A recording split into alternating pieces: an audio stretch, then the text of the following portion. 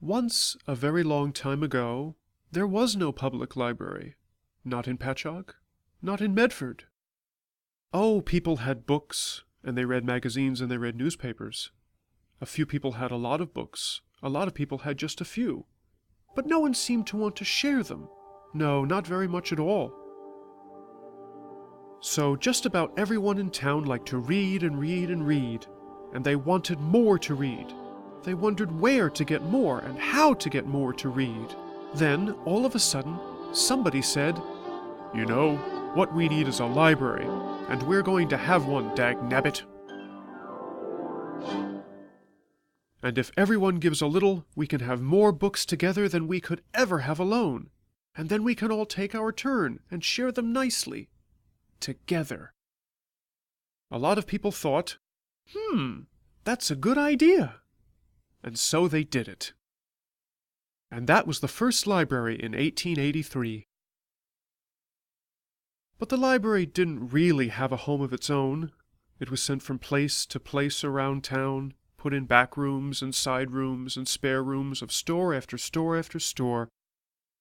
It went from Main Street to South Ocean Avenue to Lake Street.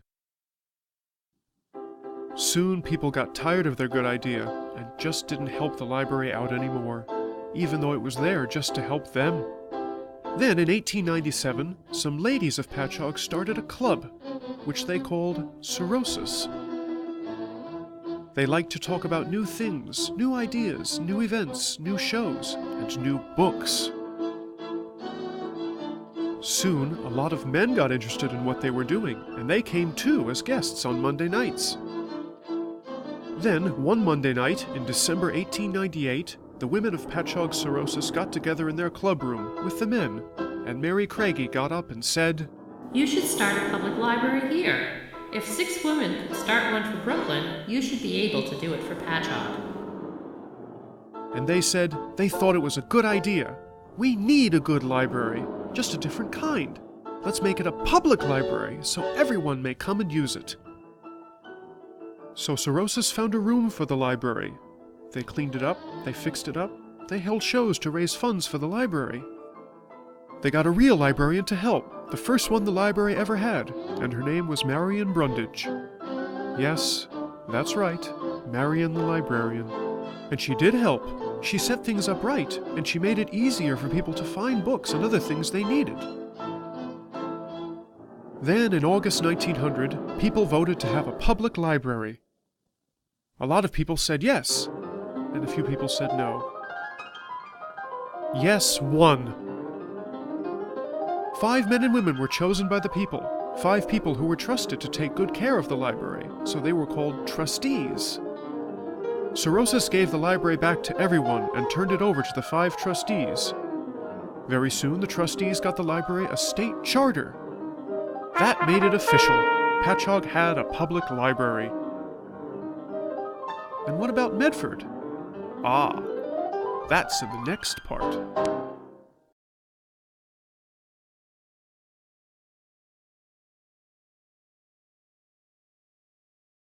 In August 1900, Patchogue got a public library and 5 trustees, a state charter, a librarian, and books.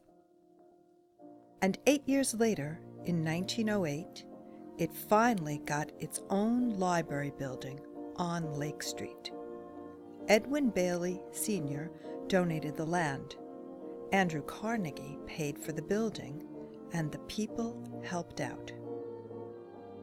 On March 4th, 1908, speeches were made, keys were passed, doors were opened, people came in, and books went out to home after home after home. The library helped people growing up here, getting old here, going to work here, and living here, find, read, and do many, many things year after year after year. It helped out soldiers on Long Island and all over the globe in 2 world wars. It helped people find jobs and find hope in a time when jobs and hope were sometimes very hard to find, just as it does today. In 1951, the library started helping people in Medford, too, providing people there with books and services. And 7 years later, in 1958, with lots more people to help, the community voted to make the library larger, so it would have enough room not only for all the books and other things it owned, but also for the new things that people wanted. 15 years later, in 1973, the library changed its name, and it officially became today's Patchogue-Medford Library. But things didn't stop there. In 1981, it moved back to Main Street, into what had been the W.T. Grant store, which is where it is now. Way back, when the library began in 1900, it only had a small space in a small room, with most of the library just for adults. Only a very tiny part of it was for children, but that changed fast. Over time, as the number of things for children to read, to see, and to do grew and grew and grew, the children got first their own room and then their own floor in the library. There was plenty of space for new things, and very soon there was a children's librarian just to help kids. Soon librarians began talking about helping teenagers too, and created a young adult section. They tried it out. People liked it. They kept it going. And to help the people even more, there is a meeting room for lectures, concerts, movies, crafts, also a place where community groups meet.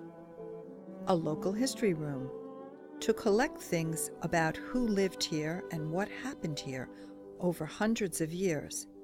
It has things people wrote, maps, photos, and more. Over time, it got many more special collections of books. As it helped people, more and more people came to find the things they wanted. A literacy and language center where you can find materials to learn Spanish, Italian, French, and German. A genealogy collection, so you can be the detective of your family history. It's a good place to come for a treasure hunt because there are lots of great things here. Things that you can keep in your thoughts for a few days or even for a lifetime. All over the library, there are scattered wonders, wonders that can take you to any time, any place, anyone, or anything, helping you learn, helping you play, helping you grow, helping you help someone you love or care about. So, what kinds of things has the library collected over 100 years? That's part 3.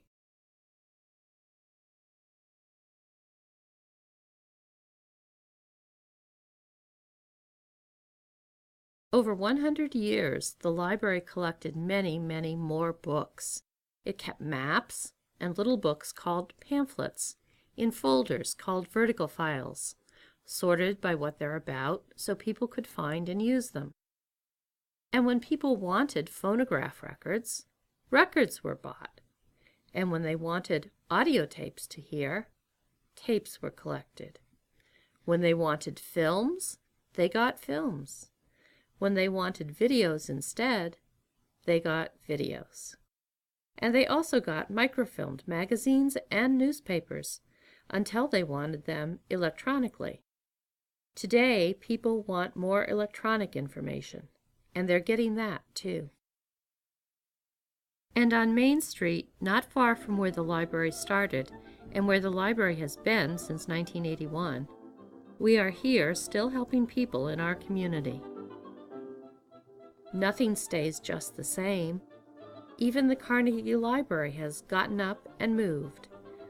Again, to be part of the library, both the oldest and the newest, helping everyone read and learn what they want to read, what they want to learn. Ask a question. Try to find answers about anything and everything, anytime the library is open, and even over the internet when it's closed. The best way to celebrate a library, any library, but especially your own, is to use it. Keep on using it. Reading, learning, sharing. And while you're there, tell a librarian about what you like to read. Ask a librarian about what you'd like to learn. We're here to help you help yourself to knowledge. And the world spins round and round, and the library spins to its sound as it spins again. It helps children grow their minds into better women and better men. So it has been, so it is still, for over a century ever after.